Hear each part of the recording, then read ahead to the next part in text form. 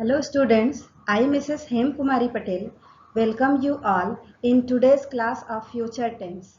It is the last and the concluding part of the tense. In my previous video, we have discussed about present tense and then past tense, and today we will learn what is future tense.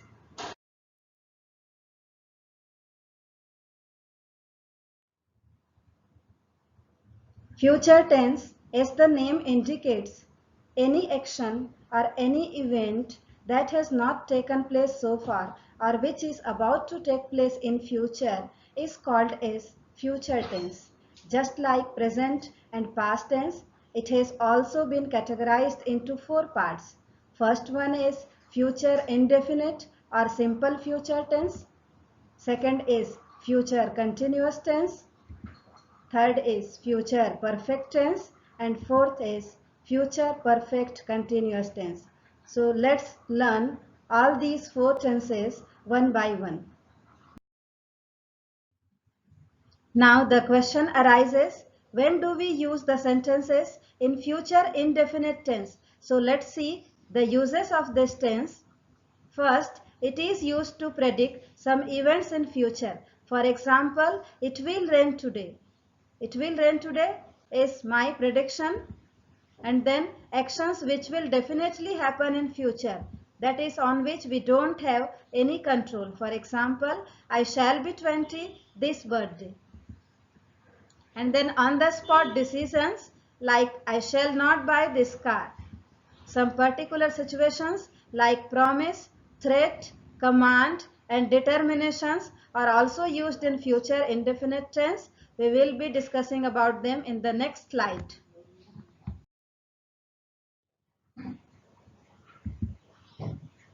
Here is the structure of future indefinite tense so that we can have the idea on how to make sentences in this tense. First, the subject, and then two helping verbs are there, will and shall, and then main verb which will be in first form, and then the object.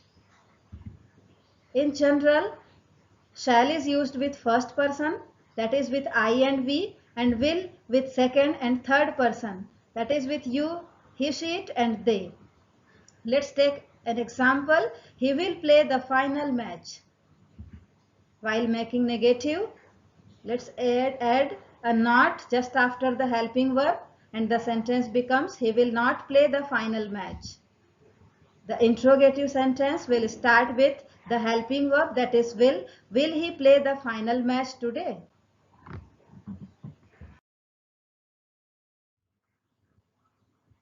Use of will and shall.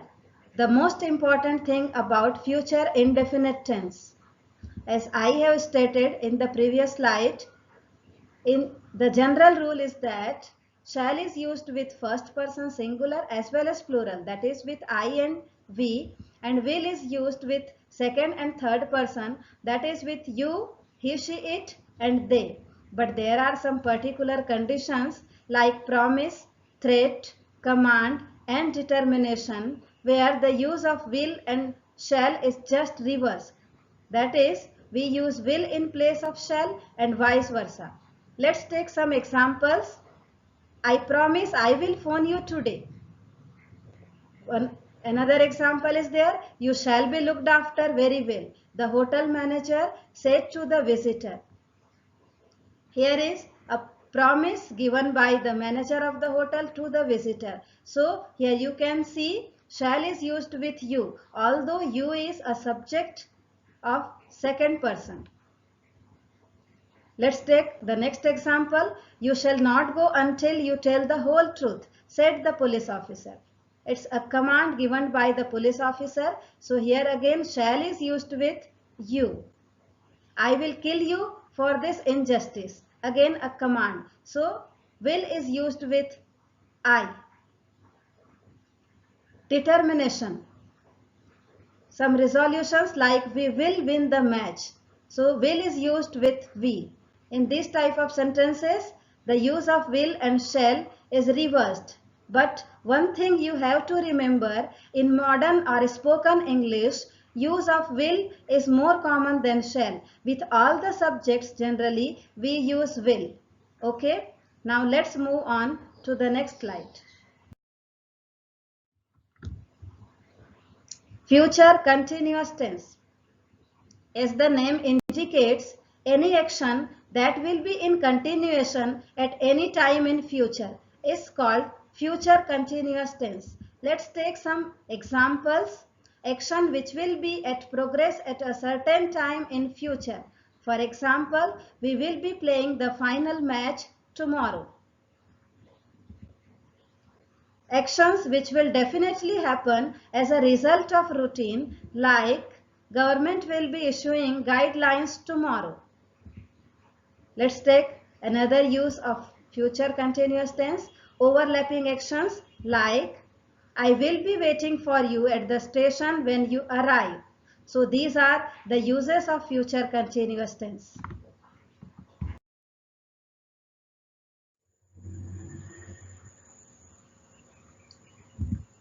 The structure of future continuous tense starts with first the subject, and here again two helping verbs are there, shall be and will be, and the main verb will have ing since the tense is future continuous. So all the tenses having the word continuous will have ing with their main verbs, and then the object.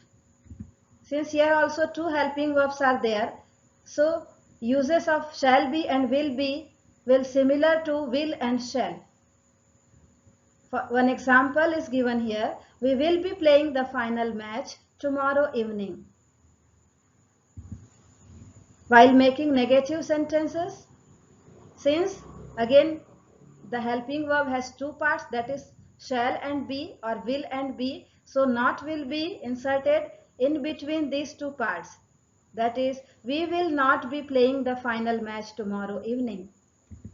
And the interrogative sentence will start with the helping verb, that is with first part of the helping verb, and the sentence becomes will we be playing the final match tomorrow evening, and at last again the question mark is put here.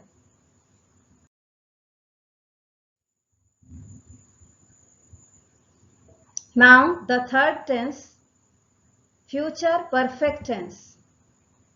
Let's first see what are its uses. When do we use the sentences in future perfect tense? Action that will have finished before the stated time in future. So at the point we are talking about the action will have been finished. For example, he will have finished his homework by 10 o'clock. Again, one example is given here. Our exams will have finished by the end of this month. So the end of this month is the point. Up to that point, the action will have taken place or will have been completed.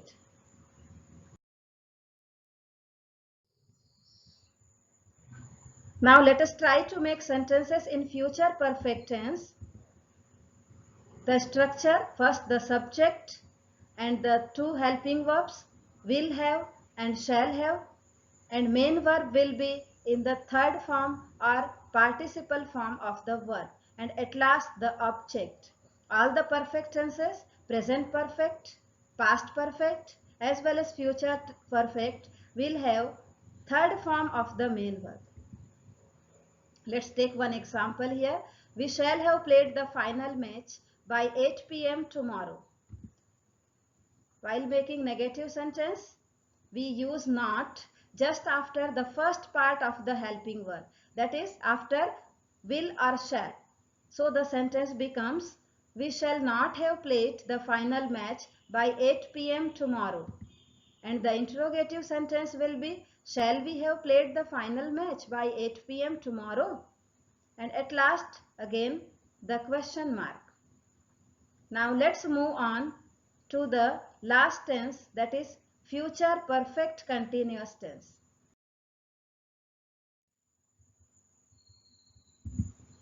Future perfect continuous tense is not so common in use, but it's still important from the grammar point of view.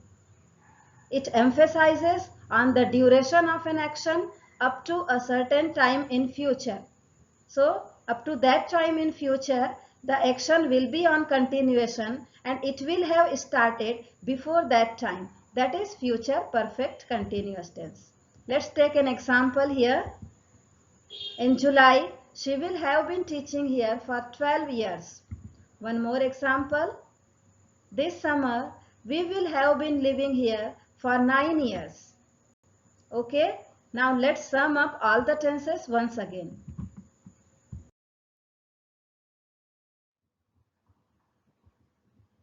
Now, let's see what is the structure of this tense.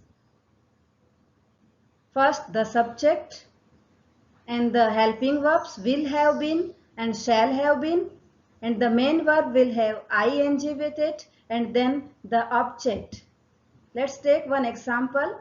We shall have been playing the final match for 2 hours at 8 p.m. tomorrow.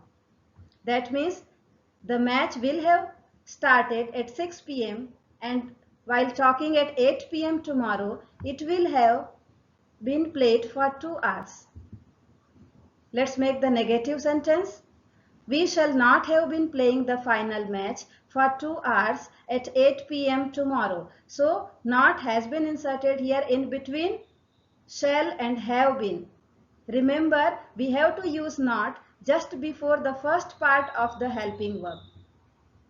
And again, while making interrogative sentences, the first part only will be brought in front of the sentence, that is only the shall. Shall we have been playing the final match tomorrow for 2 hours? And at last the question mark. Okay, now let's sum up all the tenses once again.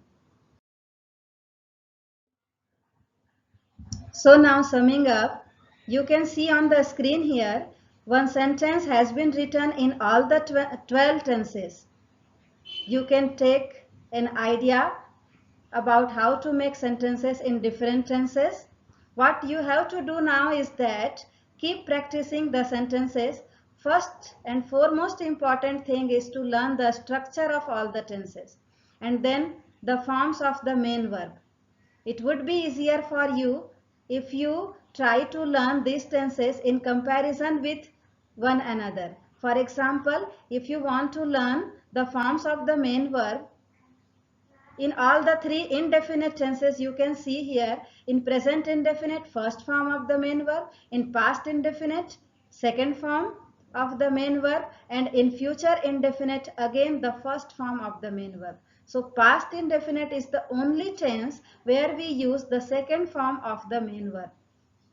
Now in all the continuous tenses, in present continuous, past continuous and future continuous, and again in all the perfect continuous tenses, that is in present perfect continuous, past perfect continuous and future perfect continuous. In all these 6 tenses, main verb will have ing with it. And now remaining the 3 tenses, present perfect, past perfect and future perfect, main verb will be always in the third form or the participle form. So in this way you can learn the tenses.